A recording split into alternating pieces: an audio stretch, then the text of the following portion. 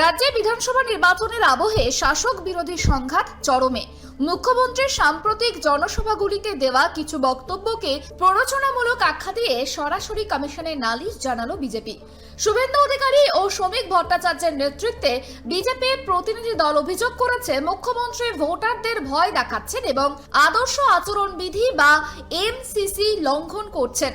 বিজেপির জমা দেওয়া স্মারকলিপিতে মূলত তিনটে নির্দিষ্ট ঘটনার উল্লেখ করা হয়েছে। প্রথমত, গত 25শে মার্চ ময়নাগুড়ির সভায় মুখ্যমন্ত্রী নাকি বলেছিলেন, নির্বাচনের পর বিজেপি সমর্থকদের বাড়ির সামনে আমি বিজেপি করি না লেখা পোস্টার ঝোলাতে হবে।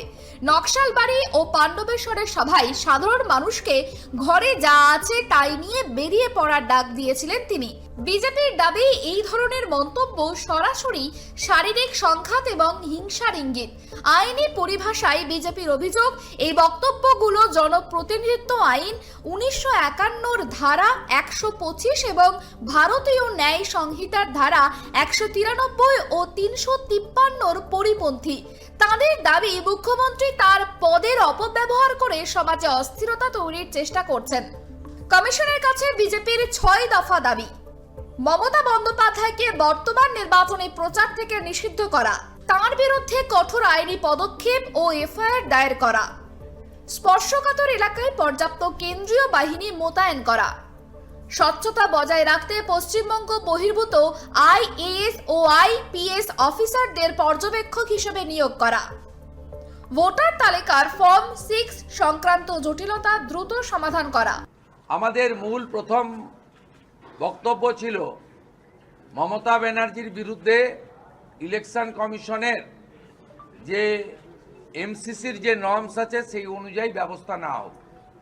আমরা দুটো বক্তব্যের ক্লিপ এবং তার ভাষণের পেন ড্রাইভ জমা দিয়েছি। একটা ভাষণে তিনি বলছেন, কেন্দ্রীয় আধা সামরিক বাহিনী বা ভোটের কাজে নিযুক্ত নিরাপত্তা বাহিনীদের বিরুদ্ধে তিনি বিশেষ করে নারী শক্তি মহিলাদেরকে লেলিয়ে দেওয়ার কথা বলছেন মা বোনেরা আপনারাই হাতাখুন্তি নিয়ে বেরিয়েছে এদেরকে প্রতিরোধ করুন। তো সরাসরি হিংসাতে এবং নির্বাচনের কাজে নিযুক্ত হাজার হাজার নিরাপত্তা রক্ষীকে আক্রমণ করার মধ্য দিয়ে সমগ্র নির্বাচন ব্যবস্থার উপরে উনি আক্রমণ করেছেন। দ্বিতীয়ত বলছেন, ভারতীয় জনতা পার্টির কর্মীরা আপনারা জেনে রাখুন, 4 তারিখের পরে পোস্টার দিয়ে বলতে হবে যে আমি বিজেপি করি না। 2021 সালে পোস্ট পোল ভায়োলেন্সের নেতৃত্ব দেওয়া মমতা বন্দ্যোপাধ্যায় তিনি আবার নতুন করে বিশ্বের সর্ববৃহৎ রাজনৈতিক দল যারা দেশ চালাচ্ছে, 21টা রাজ্য চালাচ্ছে, এই রাজ্যের প্রধান এবং একমাত্র বিরোধী দল, 2,33,00,000 মানুষের সমর্থন পাওয়া দল, তার কর্মী সমর্থকদেরকে